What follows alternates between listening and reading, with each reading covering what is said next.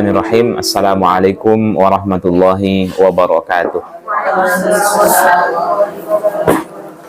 Alhamdulillah alladzi bi ni'matihi tatimmus shalihat. Alhamdulillah ala kulli hal. Asyhadu an la ilaha illallah wahdahu la syarikalah wa asyhadu anna sayyidana Muhammadan abduhu wa rasuluh. Subhanaka la ilma lana illa ma 'allamtana innaka antal alimul hakim. Allahumma faqihna fid din wa 'allimna ta'wil. Baik, kita buka dengan kalimat basmalah. Bismillahirrahmanirrahim. Kita apa? Tadabbur al-kabair.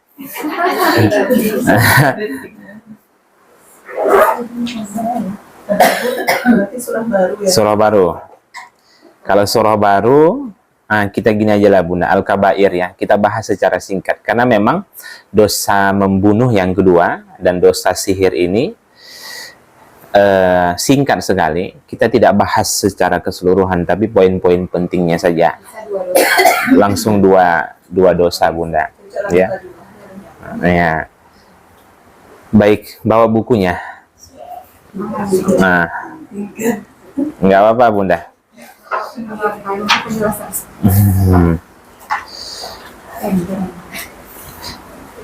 Kita kalau ditanya secara umum apa dosa membunuh, maksudnya apa hukum membunuh? Hukum membunuh dosa kecil atau dosa besar? Udah paham. Nah, sihir pun begitu. Apa dosa sihir? Sirik. Hukum dari sihir itu sirik. Sirik itu termasuk apa? Dosa. Sudah tahu ya? Berarti sudah selesai kan? Baik. Kita belajar bab dosa membunuh, kemudian dosa sihir. Tidak belajar membunuh atau belajar sihir ya. Pahami dulu konteksnya Bunda. Nah, baik, kita lihat dosa kedua, dosa membunuh.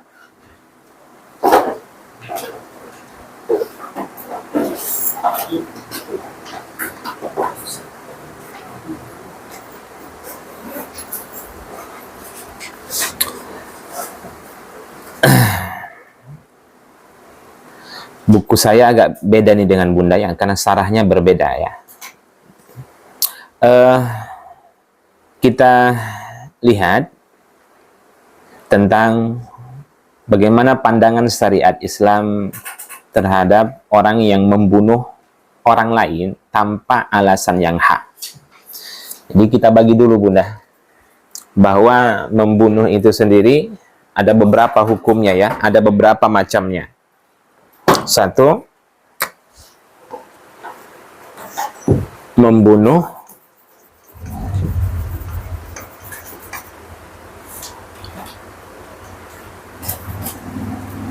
dengan alasan yang hak. Kemudian membunuh tanpa alasan yang hak, maksudnya yang dibenarkan ya.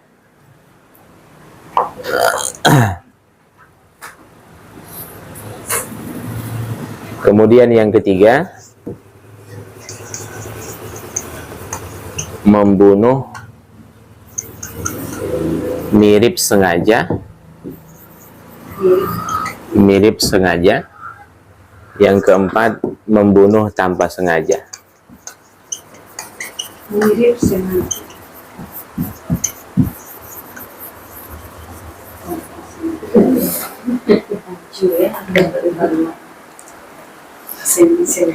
Membunuh mirip sengaja, membunuh tanpa sengaja. Ini konsekuensinya berbeda-beda Bunda di dalam syariat Islam. Nah, kita bahas dulu yang pertama, bahwa membunuh dengan alasan yang hak itu dibenarkan di dalam syariat Islam. Nah, kapan saja kita boleh membunuh orang lain? Kapan, Bunda?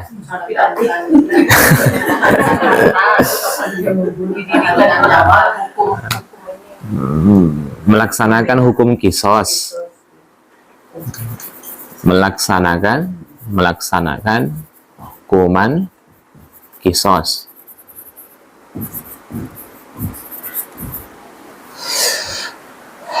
Ini dibenarkan dalam Islam. Bagi orang yang membunuh, itu hukumannya dibunuh.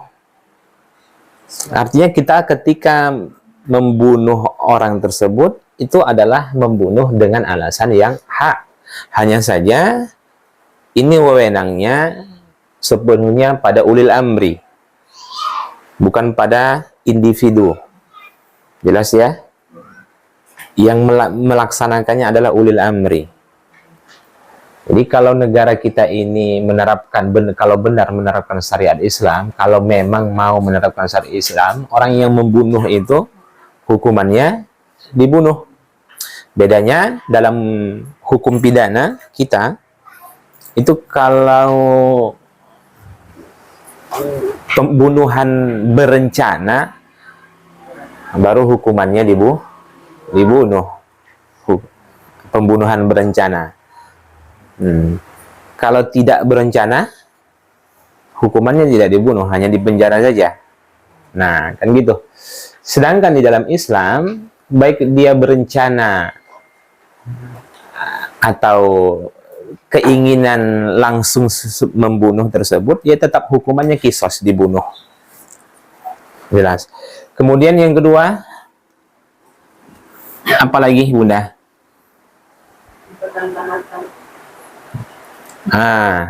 Demi membela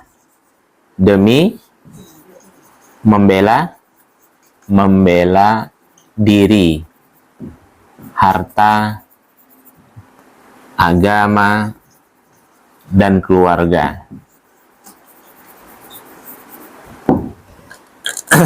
Demi membela diri, harta, agama, dan keluarga. Ini boleh, tapi sepanjang dia tidak berambisi untuk membunuh. Contoh kasus, ketika ada maling ketangkap oleh warga, kemudian dihakimi oleh warga, kemudian dibunuh. Benarkah itu dalam syariat Islam? Tidak. Kenapa? Karena hukuman mencuri itu potong tangan, bukan dibunuh. Hukuman bagi orang yang mencuri itu dipotong tangannya, Bunda. As-sariqu was-sariqatu faqta'u aydiyahuma, kan dipotong tangannya. Berarti tidak boleh dibunuh. Maka berdosalah seluruh warga itu. Dan harusnya seluruh warga itulah yang dibunuh dalam Islam. Karena mereka sudah membunuh tanpa alasan yang hak. Apalagi ketika umpamanya kita lagi pergi ke suatu tempat, kemudian kita dibegal. Saat itu kita membunuh orang tersebut dengan alasan mempertahankan diri, itu dibolehkan. Tapi jika ternyata orang yang membegal kita itu mengalah atau melarikan diri, kita kejar kemudian kita bunuh, kitalah yang dihukum qisas. Jadi nggak boleh. Orang kalau sudah, bahkan di dalam peperangan, Bunda, haram jika orang sudah mengalah, mengangkat tangan, iya kan, ya bendera putih, kemudian kita bunuh di dalam peperangan sendiri, itu nggak boleh dalam syariat Islam untuk membunuh mereka. Nah, itu aturan dalam perang, Bunda. Maka kalau kita melihat sebenarnya sistem mungkin ya di beberapa negara, ketika sekarang kan ada nih hukum PBB ya, bahwasanya tak boleh kita membunuh warga sipil kan. Kalau kita melihat Israel semuanya dihantamnya. Bahkan sebenarnya aturan dalam peperangan itu seluruh warga sipil diungsikan. Bangunan-bangunannya, orang-orang yang ada dalam bangunan itu mesti keluar. karena kami ingin membom bangunan tersebut. Aturannya seperti itu. Dan itu sesuai dengan syariat Islam. Maka kalau kita melihat Iran itu beberapa kali ya, nah, kemudian mereka membalas, mereka infokan terlebih dahulu kan. Yang mereka serang itu kan apa? Bangunan-bangunan, kemudian militer dan lain sebagainya. Nggak boleh kita itu asal-asal membunuh saja sampai ada warga-warga sipil terbunuh. Itu aturan dalam peperangan. Kalau dia sampai membunuh orang lain, padahal dia sudah mengalah, atau dia melarikan diri, itu namanya bukan lagi menegakkan syariat Islam, tapi ambisi untuk membunuh. Dan ini tidak boleh dalam Islam. Jelas ya? Nah, baik. Kemudian apa lagi? Yang ketiga, apa Bunda?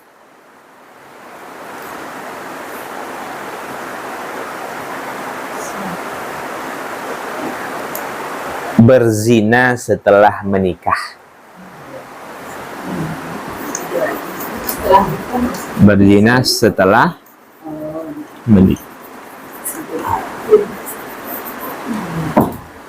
Orang yang berzina setelah menikah, hukumannya dalam syariat Islam itu dirajam. Dirajam itu ditanam seluruh tubuhnya, yang tersisa kepala, kemudian dilempari dengan batu sampai mati. Harus sampai mati, Bunda. Kalau orang yang berzina sebelum menikah, hukumannya itu dijilid namanya, dicambuk 100 kali. Mi'ata jaldah. Az-zaniyatu waz-zani, ya, kemudian az-zaniyatu waz-zani, apa bunyi ayatnya itu? Lupa saya bunyi ayatnya, Bunda. Jadi pada intinya adalah orang yang berzina sebelum menikah hukumannya dicambuk 100 kali. Kalau dia berzina setelah menikah hukumannya dibunuh dengan cara dirajam. Ya. Baik. Ini yang disepakati oleh ulama. Adapun yang menjadi ikhtilaf adalah seperti orang yang meninggalkan sholat. Sebagian ulama mengatakan orang yang meninggalkan sholat itu sebahagian ya. Nah, seperti Imam Syafi'i hukumannya itu dibunuh. Tapi dia tidak keluar dari Islam. Sedangkan Imam Hambali, orang yang meninggalkan sholat itu hukumannya dia dikatakan kafir, murtad. Hukumannya apa? Tetap dibunuh, karena orang yang murtad dalam Islam itu hukumannya dibunuh, murtad. Kalau benar-benar kita tegakkan syariat Islam itu, Bunda, orang yang murtad itu hukumannya apa? Dibunuh. Tapi kan Ustadz bertentangan nggak dengan surah Al-Baqarah 256 itu? Allah katakan la ikraha fid din. La ikraha fid din. Apa artinya? Tidak ada paksaan bagi agama. Kira-kira kalau orang yang murtad itu dibunuh, berlawanan nggak dengan ayat ini? Kalau misalkan dia ada Islam. Nah, jadi yang dimaksud dengan ayat ini adalah tidak boleh kita memaksa seseorang untuk memeluk agama Islam. Tapi kalau dia sudah menyatakan dirinya Islam dan siap menerima konsekuensi dari syariat Islam, wajib dia terima apa saja yang ditetapkan dalam syariat Islam. Apa itu? Kalau tidak sholat di umur 10 tahun, apa yang diperintahkan oleh Nabi? Pukul. Sekarang memukul itu dulu menegakkan syariat? Iya. 7 tahun perintahkan. Kalau dia tidak mau 10 tahun, dipukul. Jangan katakan bahwasanya memukul anak ketika dia tidak sholat itu bagian dari HAM. Tidak. Itu konsekuensi dia ketika dia sudah baligh. Makanya ketika kita syahadat asyhadu alla ilaha illallah wa asyhadu anna muhammadar rasulullah, itu idealnya, Bunda, ketika sudah Islam, ada hal-hal yang mesti kamu lakukan. Pertama, jaga sholat, wajib puasa Ramadan, kalau mampu haji, menunaikan zakat, dan ibadah-ibadah yang fardu yang lainnya. Kalau kamu tidak melaksanakan hal ini, hukumannya dibunuh. Dan saat itu dia memilih, apakah saya ingin memeluk agama Islam atau tidak? Kalau dia tidak siap dengan konsekuensi keislamannya, silahkan kafir. Nah, paham ya? Tapi kalau dia sudah menerima konsekuensi dari Islam itu sendiri, maka nanti di kedepan hari, apa saja yang kamu tinggalkan dan apa saja yang ditetapkan dalam hukum Islam, kami wajib untuk melaksanakannya. Salat, kita sampaikan kepada orang-orang mu'alaf itu, ketika masuk Islam, salat kamu itu harus wajib salat 5 waktu. Kalau kamu nggak siap, iya kan? Kalau kamu tidak siap, silahkan untuk tidak memeluk agama Islam. Allah berlepas diri darimu kalau kamu sudah statusnya kafir. Tapi kalau sudah memeluk agama Islam, maka ad-dunya sijnul mu'min wal jannatul kafir. Saat itu kita, Bunda, sudah terbatas lagi langkah kita. Kan dunia itu penjara bagi orang beriman. Yang namanya penjara, Bunda, tempat serba terbatas. Makannya terbatas, minumnya terbatas, langkah kakinya terbatas, geraknya terbatas, semuanya serba terbatas. Itulah kita, Islam ini. Jadi nggak bisa kita makan sembarangan dalam hidup ini. Kalau sudah kita menyatakan diri kita Islam, minum sembarangan, melangkah sembarangan.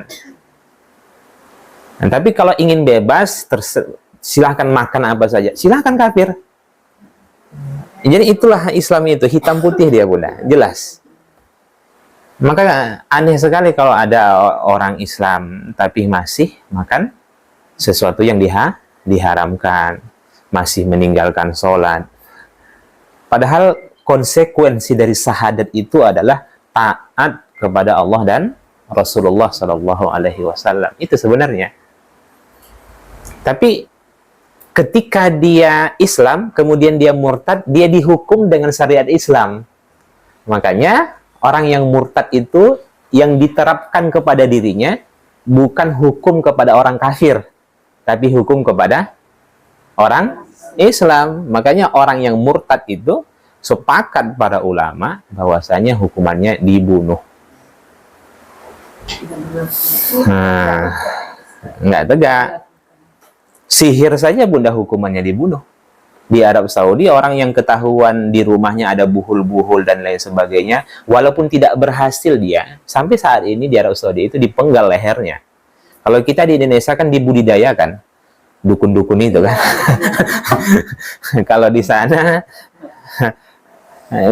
sana itu ketahuan saja ada buhul-buhul, berhasil atau tidak. Orang yang belajar sihir, belajar saja, dia hukumannya dibunuh. Ketika dia mempraktekkan apa yang sudah dia pelajari itu, berhasil atau tidak yang dia sihir itu, hukumannya dibunuh. Jelas. Jadi tegas kita ini, Bunda, sebenarnya apa yang Allah terapkan itu tegas dalam syariat Islam.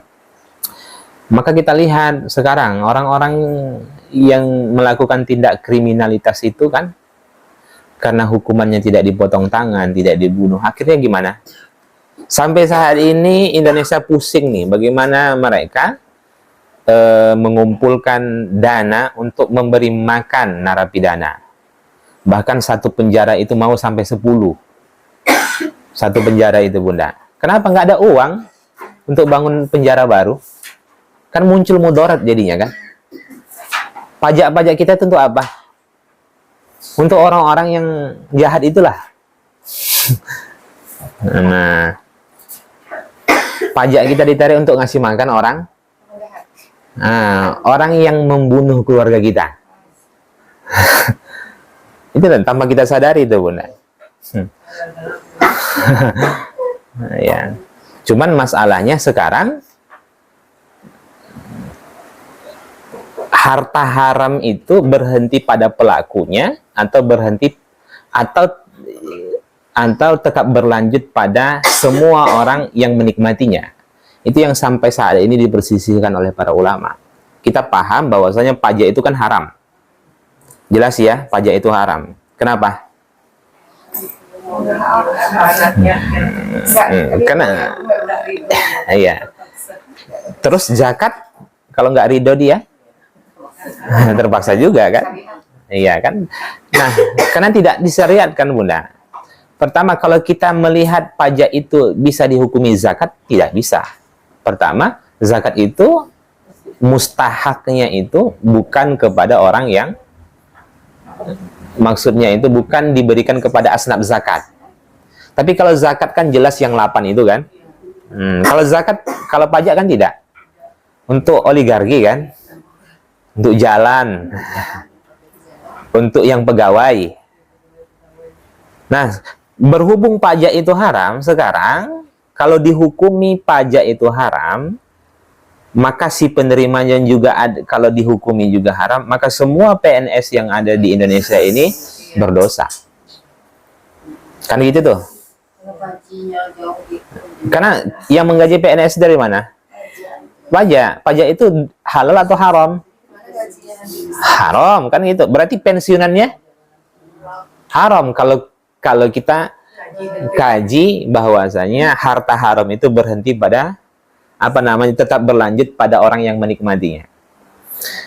Kalau begitu security bank konvensional nah, ya kan, security bank konvensional itu gaji dia itu halal atau haram? Haram kalau kita mengikuti. Tidak, bukan. Kalau kita mengikuti bahwasanya harta haram itu tetap berlanjut pada orang yang menikmati. Kan gitu tuh. Tapi kalau berhenti harta haram itu pada pelaku, maka yang melakukan kebijakan, yang melakukan transaksi, itulah yang memakan harta haram. Sehingga apa yang diberikannya kepada istri dan anaknya, istri yang menikmati itu bukan harta haram. Anak yang menikmati apa yang dikasih oleh suaminya bukan harta haram. Tapi suami telah berdosa karena memberikan sesuatu yang haram kepada istri dan anaknya. Bisa dipahami Bunda? Nah, sekarang begini, sekarang Bunda pilih yang mana? Berhenti pada pelaku atau si penerima? Kalau si penerima berarti semua pegawai-pegawai haram. Ar-Rashi wal murtasi war-ra'ish kan pinar. Yang menyogok, yang disogok, brokernya, tiga-tiganya masuk ke dalam neraka. Jadi itu belum memang dikaji. Sebenarnya masalah riba itu sampai mana berhenti dosanya? Sampai pelakunya saja atau sampai penerima? Kalau sampai penerima berarti istrinya makan harta haram, anaknya juga makan harta haram. Sepanjang, karena mereka tahu kan. Nah, kan gitu tuh. Tapi kalau berhenti pada pelaku, apa yang diberikan suami itu kewajiban suami kepada istri. Berarti itu dianggap nafkah dalam Islam oleh istri dan anak-anaknya. Tapi apa yang diberikan suami itu harta haram. Pilih yang mana? Berarti kalau berhenti pada kalau menerima berarti nanti gini tuh, gaji pensiunan orang yang kerja di bank, walaupun nggak kerja di bank dia Bunda, gaji pensiunan di mana? Halal atau haram? Haram juga lah. Banyak orang yang kerja di BUMN yang digaji oleh apa? Pajak kan? Banyak. Pajak itu uangnya diambil dari orang miskin kan? Juga, bukan orang kaya, orang miskin juga kan? Sepanjang dia beli motor, bayar pajak dia.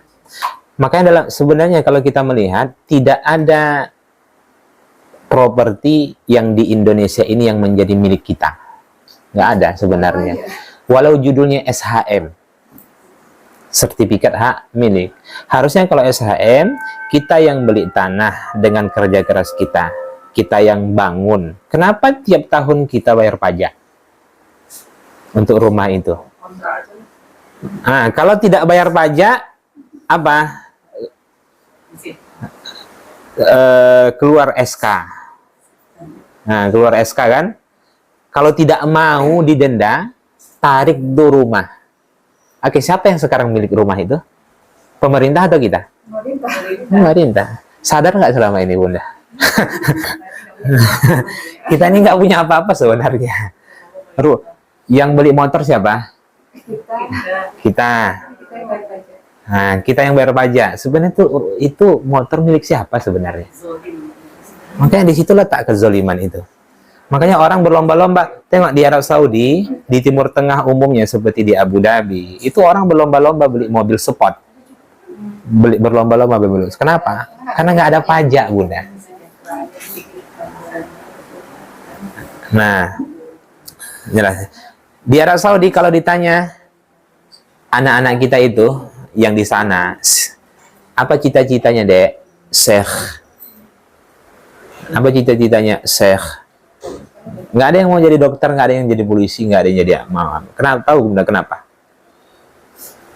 Karena 100.000 rial, hampir 400 juta lebih gaji ustadz itu di sana, Arab Saudi. Nah, yang gaji apa? Baitul Mal.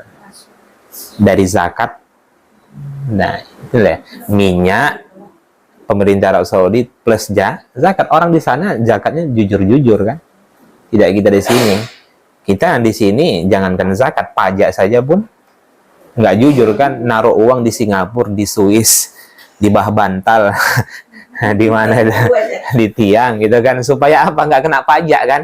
Kalau masuk ke bank kan langsung terdeteksi dia. Terdeteksi, Bunda. Begitulah. Makanya kalau Masjidil Haram, Masjid Nabawi itu gajinya itu sebulan ada yang sampai 40-50 juta. Ceramah saja beberapa menit siap sholat maghrib sampai sebelum Isya. 50 juta. Harusnya ustadz-ustadz dan ustadzah yang ada di Indonesia ini, kalau kita terapkan syariat Islam, itu yang gaji Basnas. Basnas nggak ada duit. Nah, ya kan? Atau Baitul Mal. Ya kan? Baitul Mal lah itu saat ini. Harusnya yang gaji itu. Bukan dikutip dari jamaah. Harusnya seperti itu. Masjid-masjid itu yang mendirikannya pemerintah. Kita di Indonesia ini yang bangun masjid kita, minta-minta di jalan. Kemudian setelah itu nggak ada kompensasi dan lain sebagainya. Akhirnya masjid-masjid banyak curi arus listrik. Bagaimana hukum masjid curi arus listrik gitu kan? Nah, kan itu.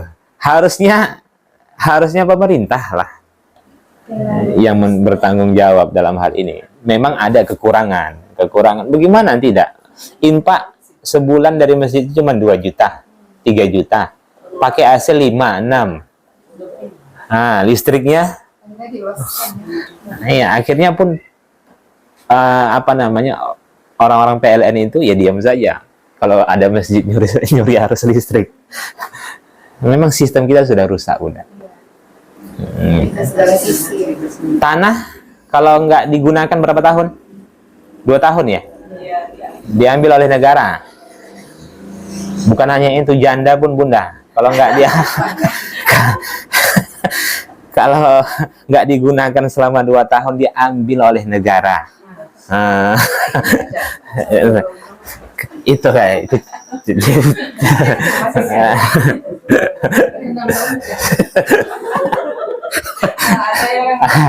Hati-hati ditarik ya udah nanti.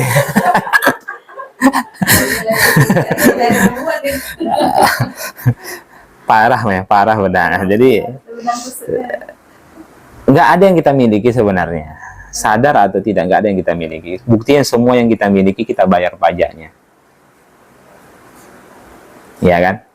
Memang benar dalam Islam itu. Jangan merasa memiliki dalam hidup ini. Nah, makanya orang-orang di luar sana seperti Cina, Korea, Jepang, mereka lebih memilih untuk ngontrak rumah kan. Tinggal di apartemen dan lain sebagainya. Baik. Sampai mana tadi? Nah, baik. Ini ya. Membunuh tanpa alasan yang hak. Membunuh tanpa alasan yang hak. Ini sudah disepakati, Bunda. Membunuh tanpa alasan yang hak. Ini dihukumi dosa besar. Dosa besar. Ya. Silahkan dicatat, ada beberapa poin tentang seputar membunuh tanpa alasan yang hak.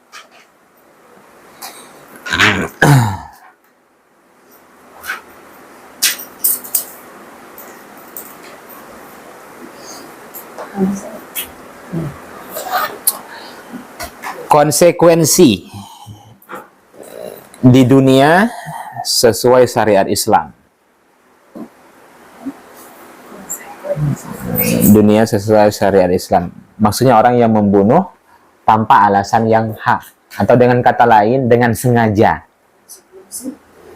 Dengan sengaja ya. Konsekuensi di dunia sesuai dengan syariat Islam. Apa konsekuensi yang dia terima? Pertama, dia dihukumi telah melakukan dosa besar.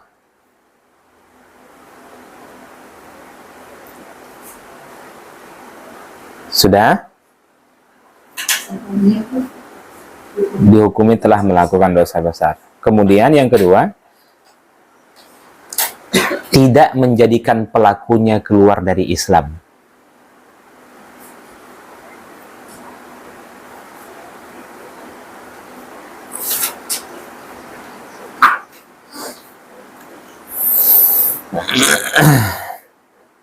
Tidak menjadikan pelakunya keluar dari Islam. Jadi walaupun membunuh itu Bunda termasuk dosa besar, tidak menjadikan pelakunya keluar dari Islam. Dia tetap dikatakan Islam. Ya. Kemudian setelah itu yang ketiga, kisos.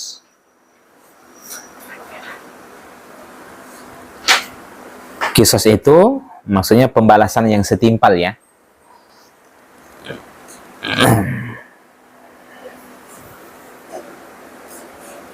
Baik ia bertaubat atau tidak.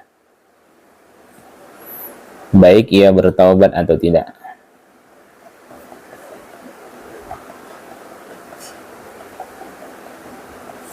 Jadi orang yang membunuh itu Bunda, hukumannya itu dibunuh. Ustadz, bagaimana kalau dia bertaubat? Apakah tetap dibunuh? Tetap dibunuh. Tetap dibunuh Bunda. Hanya saja nanti ketika dia dilakukan hukuman kisos itu, apakah dia menyerahkan nyawanya karena Allah atau tidak, itu nanti, itu cerita lain. Sebagaimana seorang perempuan wanita Juhainah yang telah melakukan zina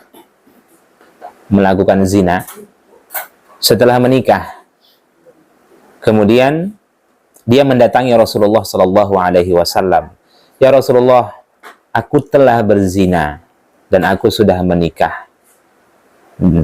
Kemudian statusnya dia telah mengandung.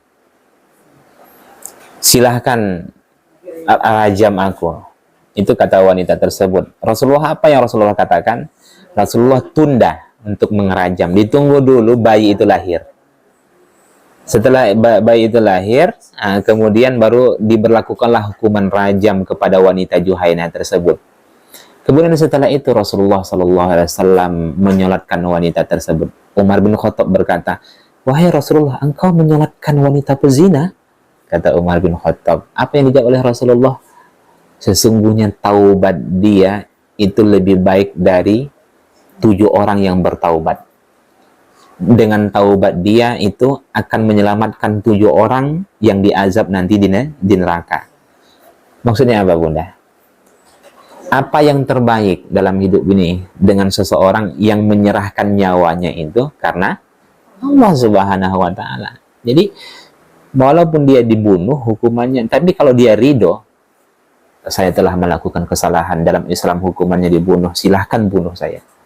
Nah, terapkan. Ketika saat itu dia bunuh, dia bertaubat, dia serahkan nyawanya untuk apa?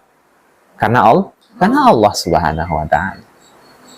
Jadi bukan melihat dibunuh gitu, tapi adalah bagaimana proses dia saat mengakhiri kematiannya. Ya. Baik. Kemudian lanjut yang keempat. Namun bila wali korban memberikan pengampunan,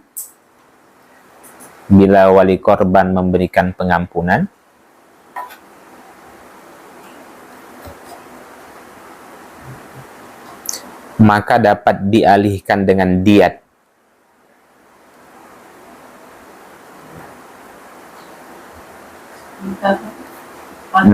Maka dapat dialihkan dengan diat. Diat itu tebusan Bunda, denda. Ya. Berapa diatnya? 100 ekor unta. Dan ini ada rinciannya. Ya. Sebagaimana disebutkan oleh Nabi di sini dalam hadis ini, seperti 30 unta hikoh, maksudnya berusia 3 tahun, maksudnya unta yang berusia 3 tahun. Kemudian 30 unta jazaah yang berusia 4 tahun, 40 unta khilfah, maksudnya betina yang sudah mengandung. Ini mahal nih. Betina yang sudah mengandung itu sebanyak 40. Hitunglah itu berapa Bunda. Kalau 100. Kalau yang 40 saja itu sampai unta yang hamil itu mahal tuh. Nah, kita nggak tahu berapa, kurang update saya Bunda. Yang penting banyak lah itu. 1 ekor unta berapa?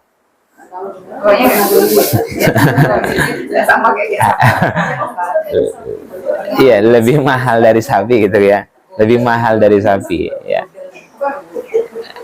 Iya, lebih mahal dari sapi. Jadi contoh begini. Pak Hakim, saya maafkan dia. Jadi itu diserahkan, hakimnya menyerahkan kepada walinya. Kalau walinya mengatakan saya maafkan dia, saya hapus hukuman qisas itu, maka terhapuslah hukuman qisas itu. Tapi saya minta denda sesuai dengan syariat Islam. Tanpa itu senilai 100 ekor unta. Bayarlah itu. Dan membayarnya itu Bunda kontan, wajib dengan uangnya sendiri.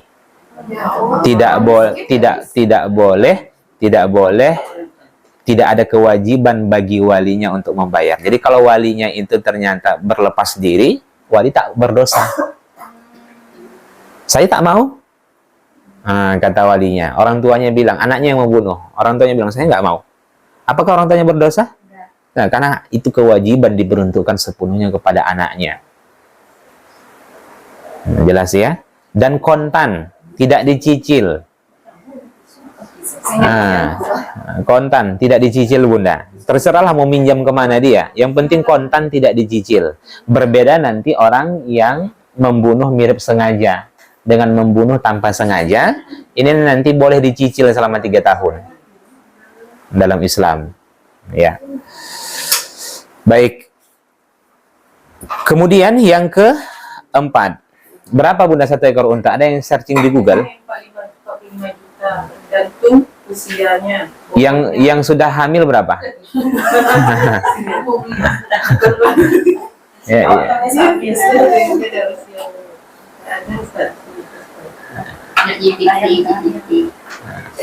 Coba dulu kita tuntaskan dulu masalah unta hamil ini kan. Berapa? Unta hamil Bunda. Ojek. Ada yang punya unta di sini?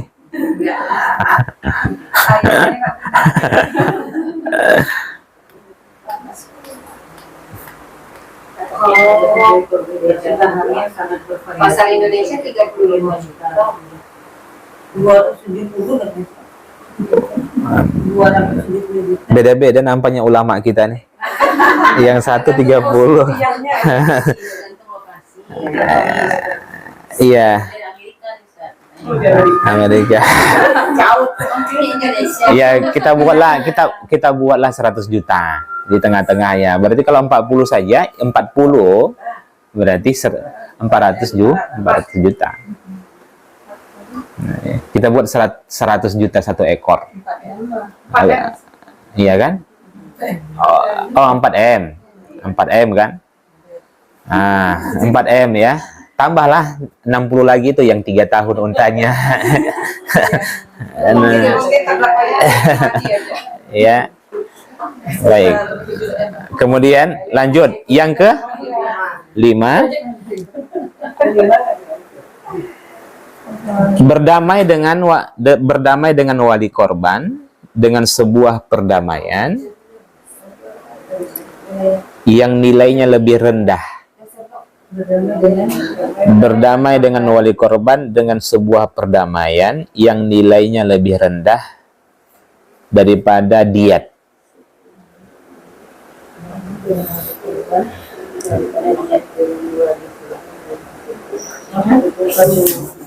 Berdamai dengan wali korban dengan sebuah perdamaian yang nilainya lebih rendah daripada diat.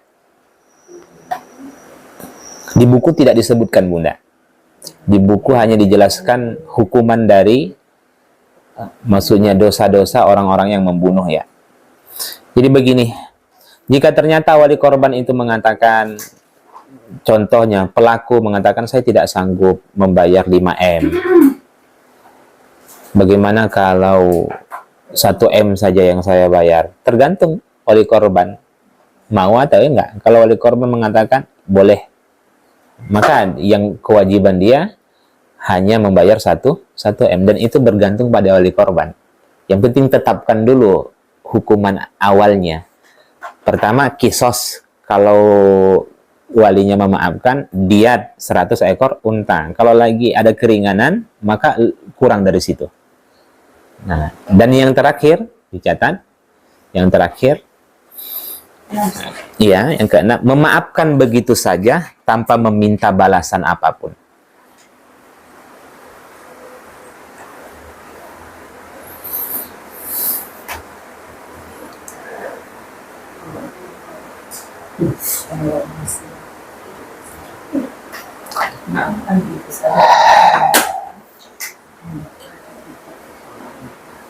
Nah, subhanallah, ini sangat mulia, Bunda. Kalau ada walinya yang sampai pada tahap ini, betapa besar keutamaan yang dia dapatkan dan betapa tabahnya lah hatinya. Jika ada anak seseorang, satu diperkosa, setelah itu disiksa, kemudian dimutilasi tubuhnya sampai 100 potong bagian. Status Bunda saat itu apa?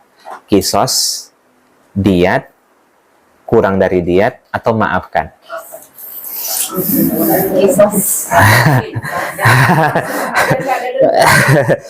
Bu Vina apa? Kisos. Cepat itu ya. Kisos ya. Nah, kalau itu terjadi pada diri kita, nauzubillah ya. Tapi kalau terjadi, kira-kira menurut kadar iman kita ini di mana kita posisikan? Kisos. Nggak ada yang memaafkan. Maafkan. Biar hati kita nggak dendam terus. Nah, syarat untuk dimaafkan oleh Allah apa? Ikhlas. Memaafkan orang lain. Mana lebih besar? Dosa kita kepada Allah atau dosa dia kepada kita? Ya, kepada Allah. Mana lebih banyak dosa kita dalam hidup ini? Mana yang lebih banyak? Dosa kita kepada Allah atau dosa dia kepada kita? Contoh, ada orang yang berbuat zalim kepada kita. Dia berbuat zalim hanya sesekali. Sedangkan kita itu berbuat zalim kepada Allah sering. Itu dulu, harus kita sadarkan dulu, Bunda. Mana lebih banyak dosa kita kepada Allah atau dosa dia kepada kita? Oke. Mana yang lebih kita butuhkan?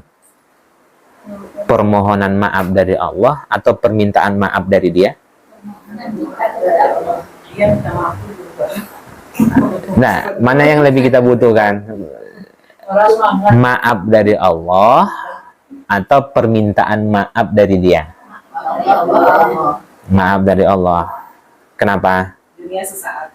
Dunia sesaat. Kalau begitu, kalau yang kita butuhkan maaf dari Allah tanpa harus dia meminta maaf, kita harus maafkan. Kenapa? Karena yang kita butuhkan dalam hidup ini kan ampunan Allah, bukan permintaan maaf dari dia. Coba perbaiki pola pikirnya Bunda. Jadi katakan sekarang nih, ya Allah, semua orang yang pernah menzolimi saya dari dulu sampai saat ini saya maafkan. Siap. Biar berdamai dengan takdir lagi Bunda. Lihat cara kerja Allah itu. Bagaimana Allah agar memaafkan kita? Caranya salah satunya adalah Allah takdirkan orang-orang yang zalim itu buat salah dengan kita. Nah, setelah itu Allah katakan intubudu khairan. Kemudian setelahnya wa in ta'fu, dan apabila kamu maafkan, maka Allah akan memaafkan. Kan gitu. Jadi cara Allah agar Allah itu memaafkan kita, dia hadapkan orang-orang yang berdosa itu lahir di tengah-tengah kehidupan kita. Lihat perbuatan Allah halus Bunda. Dengan begitu apa? Kita maafkan, yang diampuni siapa? Kita. Nah, jadi siap untuk memaafkan semua orang yang pernah bersalah. Nah, banyak yang pernah buat salah sama Bunda. Banyak. Yang paling banyak siapa? Orang yang paling terdekat dengan kita. Suami, istri, ya, anak. Dan kita memang Bunda ini hidup dalam pusaran menguji dan diuji ya. Sepakat? Nah, kalau enggak kau yang menjadi ujian bagi orang lain, kau yang diuji oleh orang lain. Udah, begitulah kehidupan ini.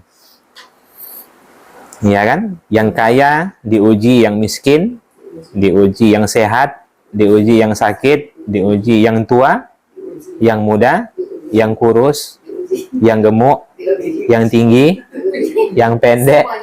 Nah, semuanya diuji Bunda. Kita memang hidup dalam pusaran menguji dan diuji. Kita ini statusnya sebagai apa? Ujian bagi orang atau kita yang diuji oleh orang lain? Dua-duanya Bunda.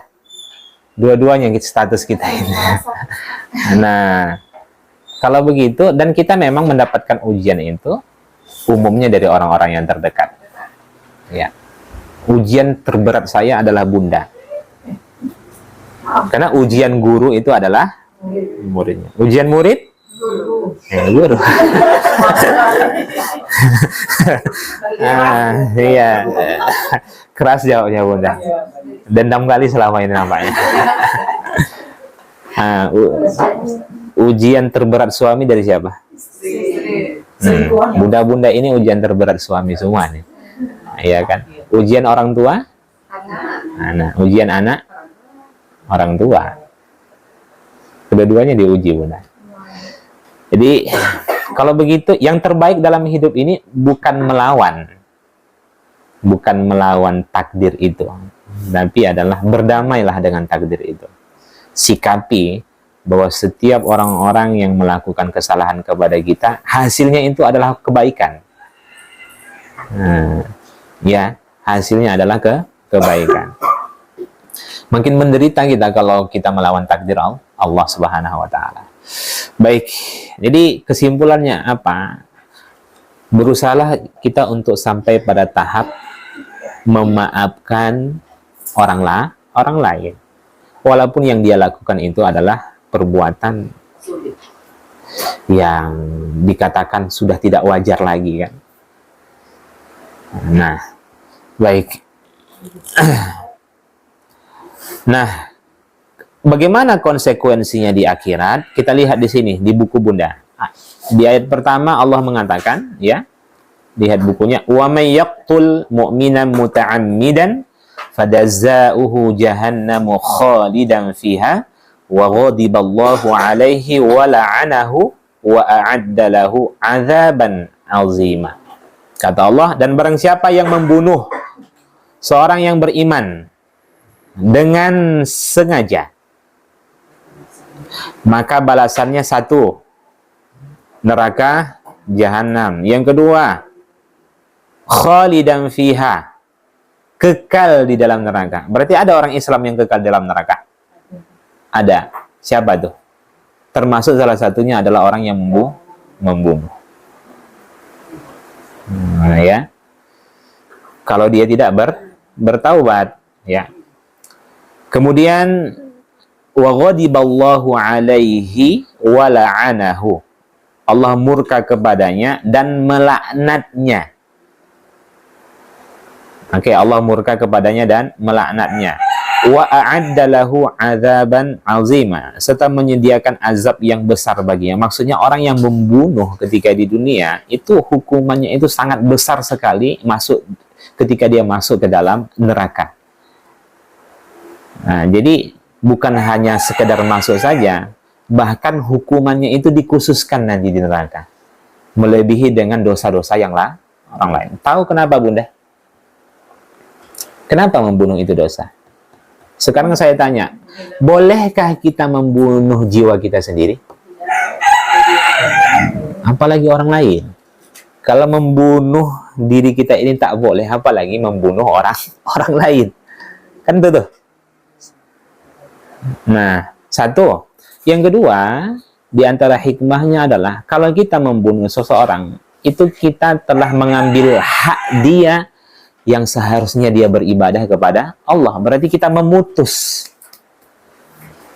Walau sebejat apapun dia, Bunda, hidup di dunia, pasti ada kebaikan yang dia lakukan. Kan gitu.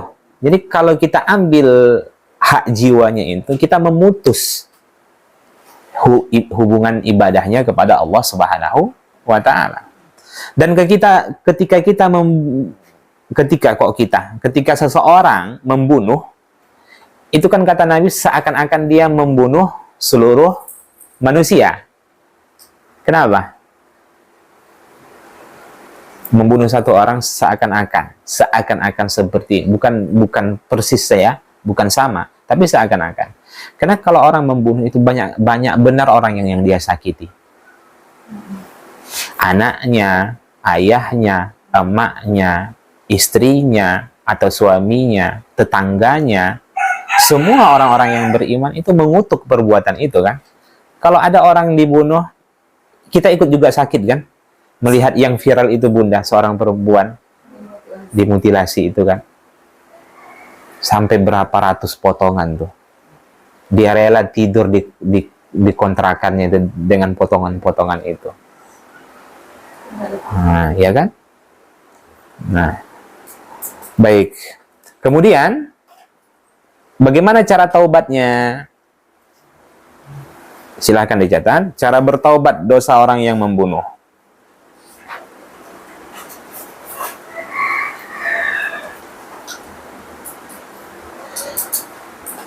Dia bertaubat dari hak Allah terlebih dahulu.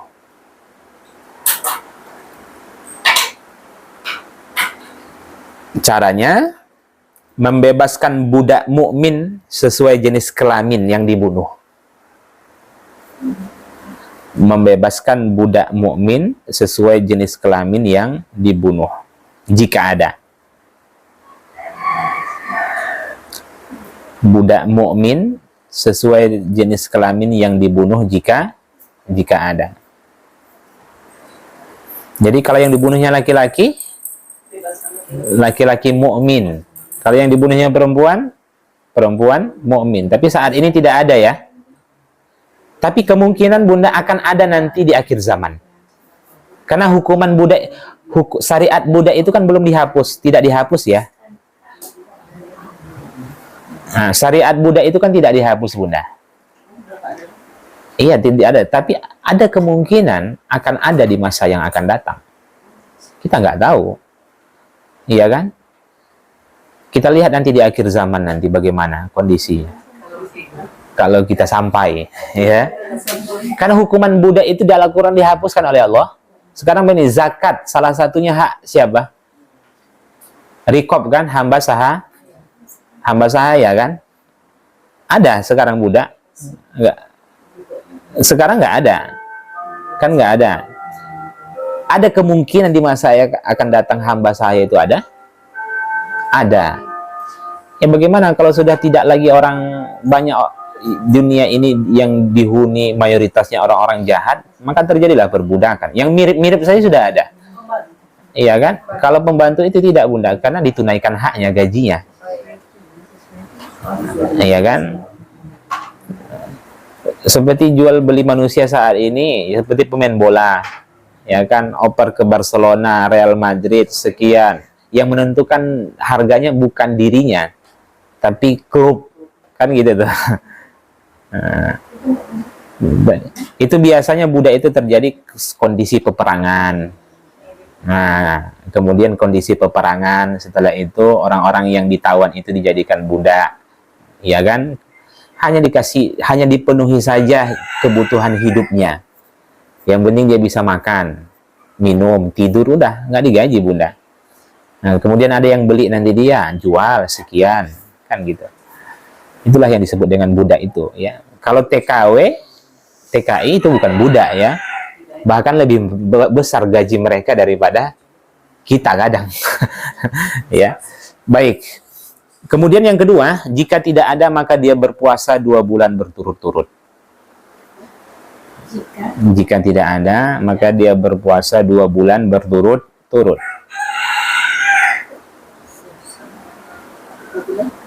2 bulan. Ini cara dia bertaubat dari melanggar hak Allah. Nah, 2 bulan. Bagaimana dengan perempuan yang haid? Ya, tidak ada jeda, begitu dia haid dilarang berpuasa.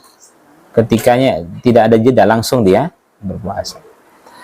Insya Allah kalau kita ini nggak ada lah yang seperti itu, ya.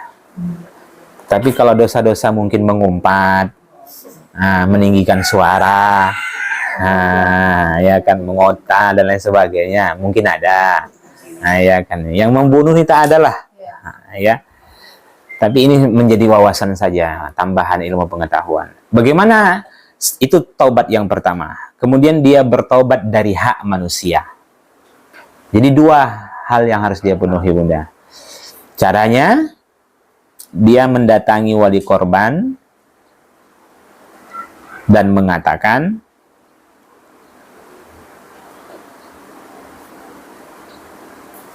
aku telah membunuh saudara kalian.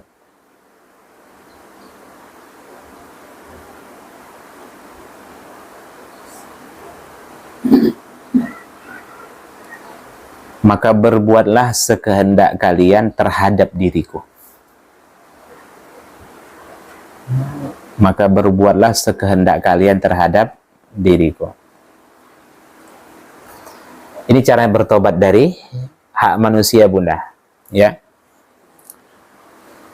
Dia mendatangi wali korban dan mengatakan, aku telah membunuh saudara kalian, maka berbuatlah sekehendak kalian terhadap diriku. Nah, pada saat itu, Bunda, wali korban itu boleh memilih dari beberapa perkara yang kita sebutkan di atas. Apa keinginan wali korban? Kisos. Kalau dihapuskan, maka diat. Kalau dihapuskan, berarti kurang dari diat. Atau memaafkan begitu saja.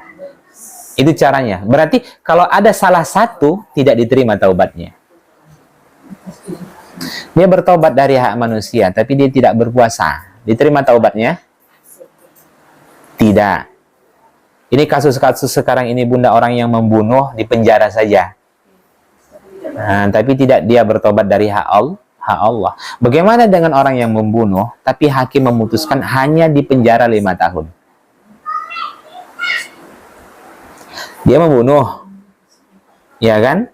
Tidak sesuai dengan syariat Islam. Hakim memutuskan dia di penjara 5 tahun. Bagaimana? Kalau wali korban tidak ridho, maka akan diberlakukan hukuman kisos nanti di akhirat. Itu kata para ulama. Walaupun dia sudah di penjara. Jadi orang-orang yang dihukum di dunia tidak sesuai dengan syariat Islam, tetap akan ditunaikan hukumannya nanti di hari kiamat, sebelum dia masuk ke dalam neraka. Jadi kan banyak nih orang-orang yang membunuh, diam saja, tak ketahuan sampai saat ini. Tiba-tiba mati dia. Enak betul hidupnya, ya Bunda. Apakah tetap nanti dilakukan hukuman kisos nanti di hari kiamat? Iya. Belum masuk neraka dia, sudah dihukum kisos dia. Nah, dan itu yang melakukannya siapa? Korban. Karena yang punya hak siapa? Korban. Ya, terserah korban minta apa dia.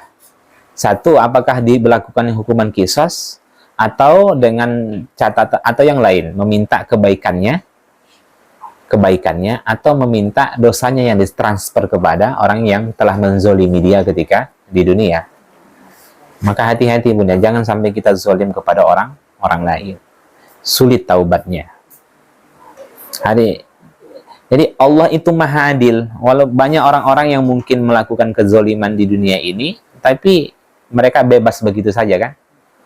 Bahkan mereka dipenjara 10 tahun, punya uang, ya kan? Kemudian sogok remisi hukuman, jadi setahun kan? Bagaimana dengan kondisi seperti itu? Maka tetap nanti diberlakukan hukuman qisas di akhirat. Jelas. Sampai sini paham ya? Baik. Inilah. Adapun secara singkat ya, membunuh mirip sengaja. Ini dosa bunda, dosa. Secara singkat. Tapi dosanya bukan dosa membunuh. Nah, hanya dosa di bawah itu. Contoh begini, apa dosa mirip sengaja itu? Membunuh mirip sengaja. Maksudnya dia niatnya ingin menyakiti saja. Hanya ingin merusak fisik-fisik tertentu, organ-organ tertentu, tapi mati dia. Itu maksudnya adalah membunuh mirip sengaja. Dia tidak mendapatkan hukuman dosa membunuh, tapi dia masuk kategori hukuman menzolimi orang lain atau itu menyakiti orang lain. Satu, secara singkat ya. Nah, bedanya nanti adalah dia tetap berpuasa 2 bulan, kemudian tetap melakukan konsekuensi sama halnya seperti poin kedua. Bedanya saja adalah untanya ada keringanan. Tetap 100 ekor unta. Tetap 100 ekor unta bunda. Tapi di sini disebutkan berapa ya?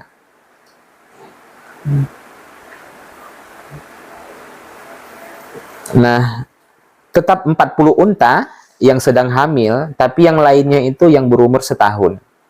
Berarti ada keringanan dari sisi unta. Ya. Baik, membunuh tanpa sengaja. Yang keempat bunda, secara singkat.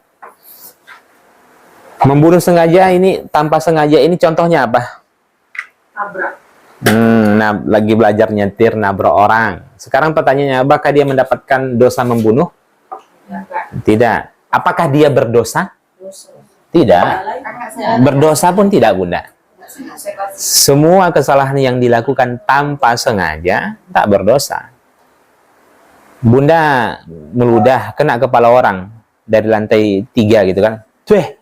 Buang ludah sembarangan ya kan. Ya kan? Kena kepala orang, pup kepala. Berdosa? Nggak sengaja bunda. Atau belajar memanah kan? Belajar memanah pakai panah. Itu panah asli gitu kan, besi pula. Itu meleset ke orang. Mati dia bunda. Atau contohnya Bu Vita lagi, apa kabar?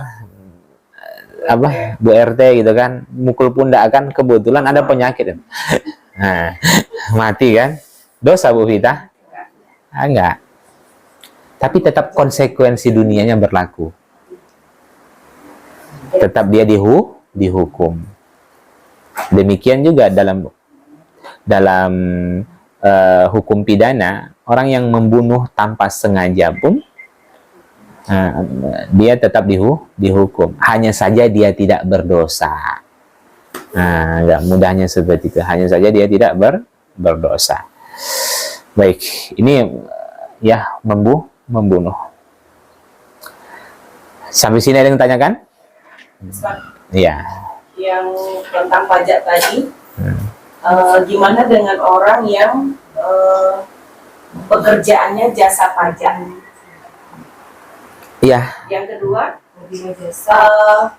kita haji yang tahun kemarin itu kita ditambahin biaya itu karena pajak, Ustaz. Iya. Nah, itu qawaid Bunda.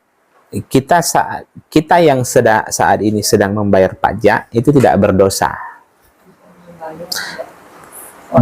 Kenapa? Bukan karena kewajiban, karena dipaksa. Itu ingat dulu, kaedahnya karena kita saat ini statusnya dipaksa untuk membayar pajak. Yang bila kita tidak membayar pajak, kita tidak akan memiliki rumah. Paham ya? Bahkan untuk menyewa rumah pun, apartemen dan lain sebagainya, itu juga ada pajak. Makan, pajak semuanya Bunda. Kita berkendara, kita nggak akan bisa berkendara kalau nggak bayar pajak. Berarti statusnya apa? Dipaksa. Orang yang melakukan kesalahan dengan kondisi dipaksa, dia tidak berdosa. Nah, itu hukum. Pahami dulu Bunda. Status kita ini dipaksa sekarang ini. Maka berlakulah kaedah itu. Nah, tapi yang membuat kebijakan, yang bekerja, itu seluruhnya berdosa. Yang bekerja. Iya. Iya Bunda. Oh iya. Iya Bunda. Jasa pajak itu kita malah menyelesaikan urutan keuangan pajak orang. Iya, memang itu Bunda dalam syariat Islam kan? Iya. Pelaku kan masuk pelaku jadi semuanya Bunda. Yang membuat kebijakan, yang ikut berkontribusi di dalam sana. Iya, jadi makanya saya melihat ceramah dari Dr. Erwandi Tarmizi kan, Bapak kerja apa? Pajak. Sudah berhenti? Alhamdulillah. Beliau katakan haram. Nah, jelas ya Bunda? Suruh berhenti Bunda. Hah? Wa may yattaqillaha yaj'al lahu makhraja.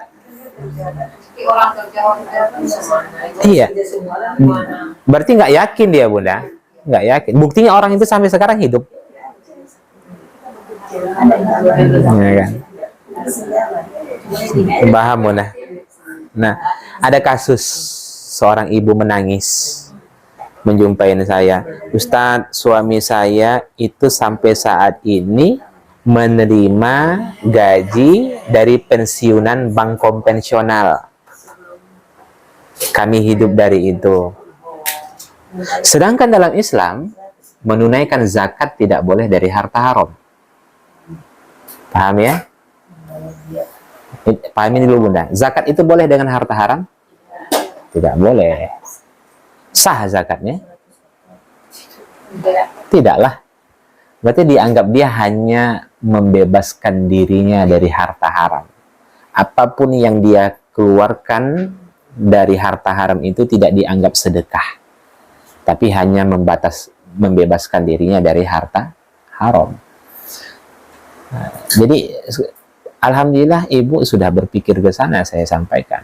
Ya kan? Kemudian ada niat baik. Yang penting satu misi dengan Bapak gitu kan. Setelah itu singkat cerita, suaminya sekarang ini lagi kuliah S3 dan apa namanya? Oh, sudah dosen. Sudah menjadi dosen. Jadi sekarang dia tidak menerima itu. Jadi itu salah satu bentuk ikhtiarnya, keseriusan dia agar tidak menerima harta-harta subhat. Nah, jadi Allah kasih solusi Bunda. Kan cuman kalau orang tidak paham, kalau tidak yakin, ya kan sudah Allah katakan, wa may yattaqillah. Siapa yang takwa kepada Allah, yaj'al lahu makhraja wa yarzuqhu. Nah, itu sering kita baca, sering dijadikan pajangan-pajangan dinding rumah dan lain sebagainya yang kita kenal dengan ayat 1000 dinar kan? Iya kan? Nah, kalau orang sudah bertakwa, dia meninggalkan keburukan itu. Janji Allah apa? Allah beri solusi kan? Allah kasih rezeki dari jalan yang tidak disangka-sangka. Cuman orang tidak yakin dengan ayat itu. Jadi sehingga nanti kalau aku keluar, apa makan? Dia berpikir dengan sesuatu yang tidak menjadi urusannya. Nah, sama halnya dulu mungkin mohon maaf, ada seorang perempuan yang ditinggal mati oleh suaminya. Dia mengatakan, bagaimana aku hidup, bagaimanalah aku ini, anak kita 3, masing-masing semuanya sekolah dan lain sebagainya. Dia menganggap dia nggak akan bisa hidup lagi. Sekarang ketawa dia, jalan-jalan safar-safar dengan temannya. Iya bunda, iya kan? Dulu menganggap dia waktu peninggalan suami itu dia nggak bisa hidup. Sekarang bisa dia hidup. Bahkan lebih tenang dia. Alhamdulillah lebih tenang Ustadz. Nggak nyediain kopi pagi hari, nggak nyediain kopi, nggak nyediain ini gitu kan. Jelas ya. Jadi malah memilih dia enak kan. Kalau sapar nggak perlu ajak suami. Kalau suami kan susah. Ya kan, sekarang bebas pagi mau kemana-mana, ya kan, dan lain-lain gitu kan. Iya. Harus dipelajari lagi selama ini. Yang dipelajari itu gimana ibadah apa supaya mendekatkan diri sama Allah. Cuman ini kan masalah pekerjaan dan cari nafkah gitu. Iya, jadi Islam tidak melarang kita untuk bekerja bunda. Pahami dulu itu ya. Islam malah memerintahkan kita untuk bekerja. Dalam diri kita ini terdapat 2 unsur. Satu, yang kita kenal dengan fisik, raga, lahiriah. Yang bahasa Arabnya adalah jasad. Dia butuh makanan, dia butuh minuman, dia butuh pakaian, dia butuh hubungan seksual dan lain sebagainya. Tapi dalam diri kita ini juga ada unsur ruhani yang kita kenal dengan nafs, jiwa. Nah, paham ya bunda? Dia butuh apa? Di dalam itu adalah emosional, sedih, senang, kemudian gembira, frustasi, harapan, cita-cita. Itu semuanya itu ruh itu. Kalau saya jatuh cinta, itu keinginan apa? Keinginan ruhani. Kan gitu. Dalam Allah sudah seimbangkan keduanya bunda. Jadi kalau ada orang yang merusak keseimbangan ini, rusak kehidupan itu. Maka kalau ada orang yang ingin mendekatkan diri kepada Allah dengan tidak menikah, itu salah. Paham bunda? Ada pula orang yang ingin mendekatkan diri kepada Allah tidak makan daging, itu salah. Karena itu kebutuhan jasad.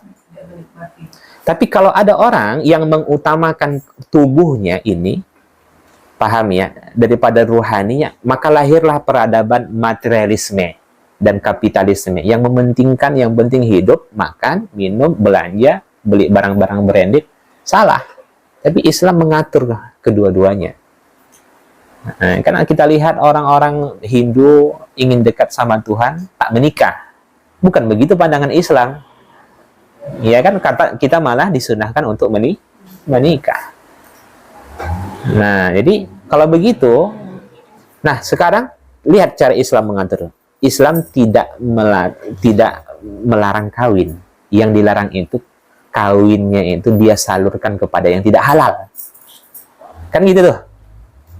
Islam tidak melarang bekerja.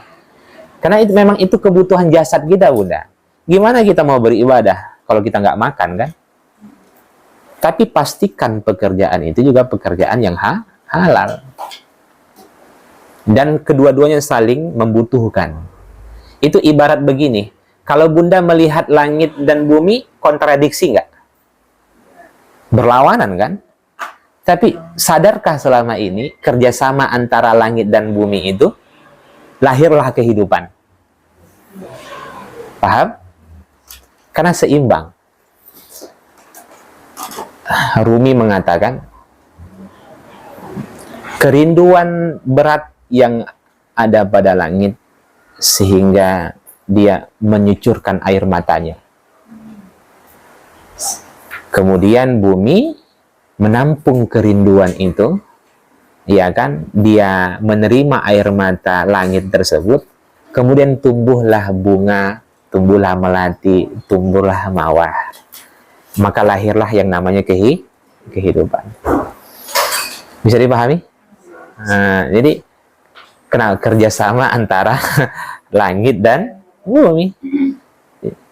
Jadi kenapa ada orang buat salah kepada kita? Supaya lahir kehidupan, Bunda. Bisa pahami? Iya, bagaimana muncul rasa sabar itu kalau dalam diri kita ini tak ada emosi? Bagaimana? Bisa nggak muncul sabar itu kalau dalam diri kita ini nggak ada emosi? Enggak. Maka Allah tanamkan emosi itu dalam tubuh kita. Supaya kita tahu artinya menahan sabar, kan gitu tuh. Nah, itu maksudnya. Jadi Allah nanti akan kita bahas dalam surah Asy-Syams ya. Bagaimana tazkiyatun nafs itu kan dalam surah Asy-Syams itu yang akan kita bahas nantinya. Allah kan membimbing kita bagaimana cara membersihkan jiwa itu kan. Fa'alhamaha fujuraha wa taqwaha qad aflaha man zakkaha. Jadi kita nih diatur nih cara mensucikan jiwa itu. Kalau di dalam ilmu untuk mengetahui jasad kita ini namanya ilmu kedokteran. Ilmu untuk mengetahui gejala-gejala yang ada di dalam jiwa kita itu yang dikenal dengan tazkiyatun nufus atau dengan ilmu yang lain tasawuf. Nah, banyak orang sembuh fisiknya tapi batinnya tak sembuh. Meradang hati itu kalau bahasa agama gitu kan. Nah, jadi nggak boleh kita singkirkan jasad, nggak boleh kita singkirkan. Itu sekarang yang munculnya sekarang ini kapitalisme, materialisme kan. Peradaban ini seperti negara-negara yang hanya taunya bagaimana mengembangkan ekonomi dan lain sebagainya, tapi tidak berpikir bagaimana agar negeri ini akhlaknya bagus gitu. Itu kan kapitalis tuh namanya, Bunda. Materialisme. Dia tidak mementingkan masalah hatinya itu. Sedangkan Islam tidak boleh seperti itu. Dia harus atur kedua-duanya. Tidak dilarang untuk kaya, Bunda. Yang dilarang itu adalah melalaikannya. Maka carilah pekerjaan yang halal, makanlah yang halal, minumlah yang halal. Supaya apa? Supaya naik apa itu? Jiwa itu, nafs itu, kolbu itu. Karena kalau udah masuk sesuatu yang tidak baik, begini, kalau kita mengenal tubuh kita ini, kita akan kenal perbuatan Allah. Sepakat? Tapi kalau kita mengenal jiwa kita, kita akan kenal Allah. Paham? Man arafa nafsahu faqad arafa rabbahu. Siapa yang mengenal dirinya, dia akan mengenal Tuhannya. Kan gitu tuh. Sekarang diri kita ini yang mana? Kita ingin kenal tubuh kita atau ingin kenal jasad kita ini, atau kita ingin mengenal jiwa kita ini? Dua-dua, Bunda. Kalau kita mengenal tubuh kita ini, kok bisa saya lahir dulu dalam rahim ibu saya ya? Hidup dalam rahim ibu saya. Padahal ayah saya cuma nyetor, mak saya cuma pabrik doang. Dari sperma ke darah, dari darah ke daging. Siapa yang mengatur itu? Allah. Maka dia akan kenal perbuatan Allah. Tapi kalau dia mengenal jiwanya, kok bisa ya ada sedih, gembira, emosi, harapan, dan sebagainya. Kalau dia sudah menguasai itu, dia akan kenal siapa Allah Subhanahu wa Ta'ala. Jelas ya, udah. Nah, kita harus kuasain dua itu. Jangan hanya fokus pada yang penting makan, minum. Berarti salah dia dalam beragama selama ini. Dia berpikirannya, bagaimana saya hidup, Ustadz? Nah, kan gitu tuh. Bagaimana saya bisa makan? Alah. Jadi, yakin saja, Bunda. Kalau sudah, bagaimana Allah ingin memberikan jalan keluar, sedangkan kita saat itu masih dalam perbuatan maksiat. Iya kan? Jadi caranya bagaimana? Keluar.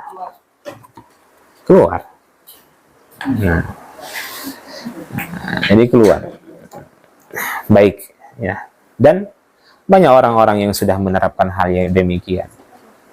Banyak orang-orang yang sudah menerapkan demikian. Sampai saat ini dia bisa hidup. Dan faktanya, lebih mudah dia menjalankan ibadah daripada yang lalu-lalu. Kenapa? Karena memang mengganggu sekali kalau sudah yang dimakan, yang diminum, itu sesuatu yang tidak baik untuk rohani kita. Nah, itu kan mempengaruhi kan jiwa kita ini. Jadi sayangnya Allah itu kepada kita, dia larang kita makan harta haram supaya kita semangat beribadah.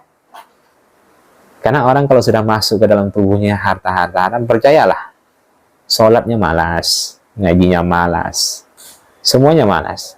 Karena dalam tubuh dia ini sesuatu yang tidak baik. Barakallahu fikum jami'an. Assalamualaikum warahmatullahi wabarakatuh. Waalaikumsalam.